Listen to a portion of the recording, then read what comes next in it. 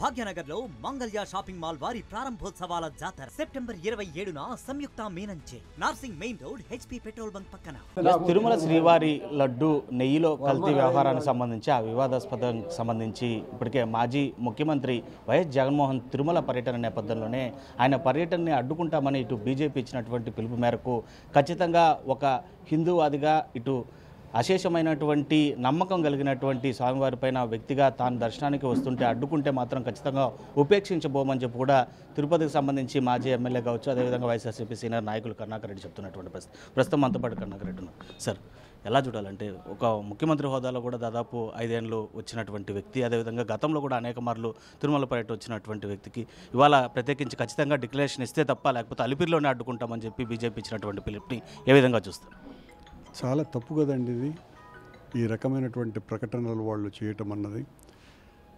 10 సార్లు దైవ దర్శనం చేసుకున్నటువంటి వ్యక్తి, 5 సంవత్సరాలు ముఖ్యమంత్రిగా పట్టు వస్త్రాలే సమర్పించినటువంటి వ్యక్తి, ఎంతో భక్తిభావనతో సాంప్రదాయ దుస్తులతో స్వామివారి దర్శనం చేసుకునేటువంటి వ్యక్తి. వెంకటేశ్వర స్వామినే కాకుండా ఆయన అనేక గుళ్ళకు వెళ్ళటం జరిగింది, స్వాములు అమ్మవార్ల దర్శనాలు చేసుకోవటం జరిగింది, పవిత్ర గంగానది స్నానం చేయటం జరిగింది సాంప్రదాయ పద్ధతుల్లో. వాళ్ళ తండ్రికి పెద్దలకు ఆ పుష్కరాల సమయంలో ఆయన పిండ ప్రదానం చేయటం జరిగింది సాంప్రదాయబద్ధంగా. పని కట్టుకొని రాజకీయ వ్యతిరేకతతో కక్షతో ఏ రకంగా వీళ్ళు అడ్డుకోవాలనే ప్రయత్నం చాలా తప్పు. మీరు రాజకీయంగా అడ్డుకోవాలా అనే నిర్ణయం తీసుకున్నప్పుడు మేము కూడా రాజకీయంగా ఎదుర్కొంటాం. మీరు దైవభక్తితో చేసే కార్యక్రమాలుగా కనపడడం లేదు కాబట్టి ఖచ్చితంగా మేము రాజకీయంగా దీన్ని మీరు చేసేటువంటి కార్యక్రమాలను వ్యతిరేకిస్తాం. వాళ్ళు ప్రత్యేకించి ఓ ప్రైవేట్ హోటల్లో కూటమికి సంబంధించినటువంటి నాయకులు జగన్మోహన్ రెడ్డిని ఎలా నిలువరించాలి అనేటువంటి ఒక సమావేశాన్ని కూడా నిర్వహిస్తున్నారు. నేను నిలువరించుకోండి, మీరు చేయాల్సింది మీరు చేయండి. ఆయన దైవదర్శనానికి పోవటానికి కావాల్సినటువంటి దారిని ఏర్పరచడానికి మా ప్రయత్నం మేము చేస్తాం. కానీ మీ ప్రభుత్వం, పోలీసు మొత్తం అంతా కూడా మా కార్యకర్తలని భయోత్పాతులను చేసి వాళ్ళనందరినీ కూడా బెదిరించి మీరు బయటికే రాకూడదు అని వాళ్ళనందరినీ కూడా భయపెట్టే కార్యక్రమాలు చేయటం అంటే దీన్ని బట్టి చూస్తేనే అర్థమవుతుంది. చివరకు జగన్మోహన్ రెడ్డి గారు వెంకటేశ్వర స్వామి వారిని దర్శించుకునేదానికి కూడా అవకాశం కల్పించనంత ద్రోహ చింతన ఈ ప్రభుత్వానికి ఉన్నది అని స్పష్టంగా తెలిసిపోతుంది. డిక్లరేషన్ ఎందుకు ఇవ్వట్లేదు జగన్మోహన్ రెడ్డి? ఒక ప్రజాప్రతినిధిగా ఇస్తే ఏంటి తప్పేంటి అనేటువంటి వాదన ఎవరు అడగాల్సింది? రాజకీయ నాయకులా? అడుగుతున్నది ఎవరు ఈ డిక్లరేషన్ గురించి?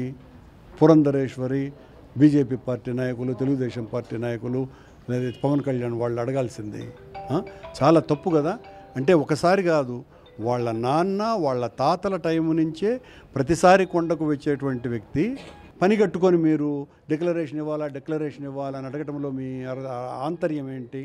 మీ ఆంతర్యం భగవంతుని పట్ల భక్తి కాదు, జగన్మోహన్ రెడ్డి గారిని హేళన చేయాలన్నటువంటి ఉద్దేశం. మీ హేళనకు భయపడేటువంటి వ్యక్తి జగన్మోహన్ రెడ్డి కాదు.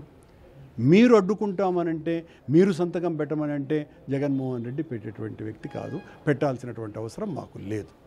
రేపు జగన్ని అడ్డుకునే ప్రయత్నం కావచ్చు, మిమ్మల్ని నిలువరించేటువంటి ప్రయత్నం చేస్తే వైఎస్ఆర్సీపీ యొక్క కార్యక్రమం అధికారం ఉంది, మీ చేతిలో పోలీసు బలగం ఉంది, మీ చేతిలో కర్కశత్వం ఉంది, మీ చేతిలో అమానుషం ఉంది, మీ చేతిలో అమానవీయం ఉన్నది. మీరు ఎంతకైనా బరి తెగించినటువంటి ప్రభుత్వం మీది, మీరు ఏమైనా చేయగలరు మమ్మల్ని. అయినా మా పోరాటాన్ని మాత్రం ఆపలేరు. Right sir, thank you.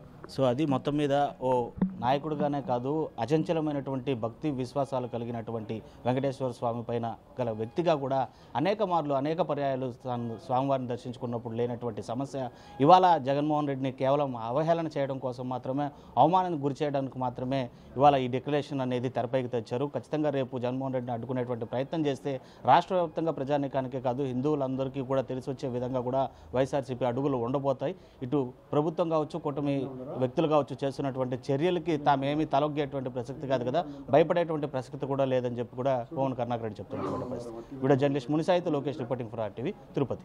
భాగ్యనగర్లో Mangalya shopping mall వారి ప్రారంభోత్సవాల జాతర సెప్టెంబర్ 22న కీర్తి సురేష్ చే Sudarshan theatre complex RTC cross roads నందు సెప్టెంబర్ 27న సంయుక్త మీనంచే Narsingi main road HP petrol bunk పక్కన.